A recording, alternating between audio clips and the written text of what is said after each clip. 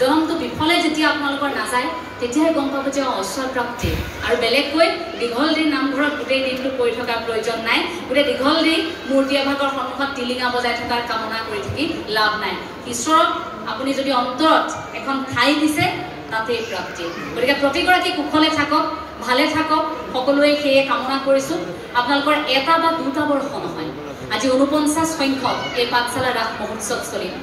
হয়তো আৰু এটা বছৰৰ পাছত 50 বছৰ অতিক্ৰম কৰিব সোণখেৰীয়া এটা যাত্ৰা এই যাত্ৰা পথত বিভিন্ন গৰাকী সহায় সহযোগিতা আগবঢ়াইছিল গতিকে আজি এইখন মঞ্চত উপস্থিত থাকি যিসকলৰ প্ৰচেষ্টা এই পাঠশালা ৰাস মহোৎসৱ বুলি প্ৰাণ পাই উঠিছিল এই প্ৰথম প্ৰচেষ্টা কৰা ব্যক্তিসকলৰ চৰণত সেৱা ধৰিছো সেইসকল যতেই আছে কুশলে থাকক তেখেতলোকৰ আত্মাৰ ওচৰত আমি সেৱা জনাইছো যে তেখেতলোকৰ বাবে আজি এনেকুৱা এটা পৰিৱেশ এনে ধৰণৰ ৰাস মহোৎসৱ চলিছে এনেকেও কৃষ্ণ ভগতি কৰিব পাৰি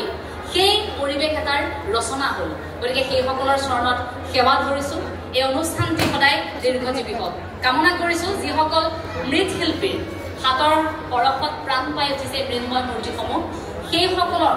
আমি ধন্যবাদ জ্ঞাপন কৰিছো তেখেতলোক শিল্পী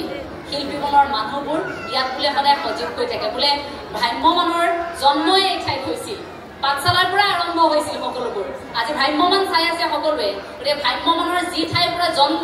যি ঠাইৰ পৰা অভিনয় আৰম্ভ কৰিছিল সকলোৱে মূল শিপাডালে এটা গতিকে সেইখন পাঠশালাৰ পৰা আৰু বহু অসমে পাবলগীয়া আছে পাঠশালা ৰাস মহোৎসৱ স্থলীত উপস্থিত থাকি আপোনালোক সকলোৰে শ্ৰীচৰণত সেৱা ধৰিবলৈ পোৱাটো আমাৰ বাবে খুব সৌভাগ্যৰ কথা আপোনালোক সকলো কুশলে থাকক তাৰে কামনা কৰি ক'বলগীয়া দুআষাৰ ইমানতে সামৰণি মাৰিছো আৰু অনুষ্ঠান আছে গতিকে আমি বাতৰি পঢ়ি থকা মানুহ কথা কৈ থাকিলে কথা ইমানেই কৈ থাকিম ৰাতিটো হৈ যাব আপোনালোকে কিন্তু শুনি আপুনি ইয়াৰ পৰা কোনো নোহোৱা হৈ যাব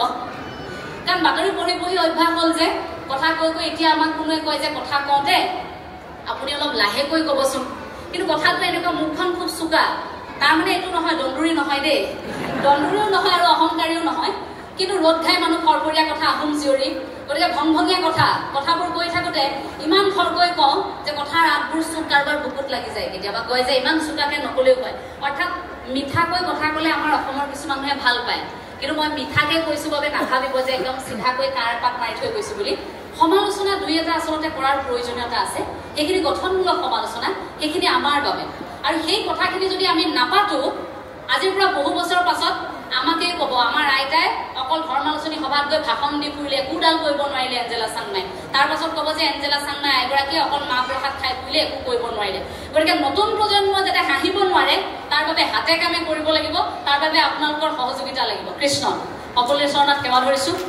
তোমাৰ চৰণত সেৱা গোবিন্দ নাজানে কোপাই যিমতে সেৱাটো ৰতি বুকুৰা কৰিতে কৰি জোৰাই কৃষ্ণ কৃষ্ণ কৃষ্ণ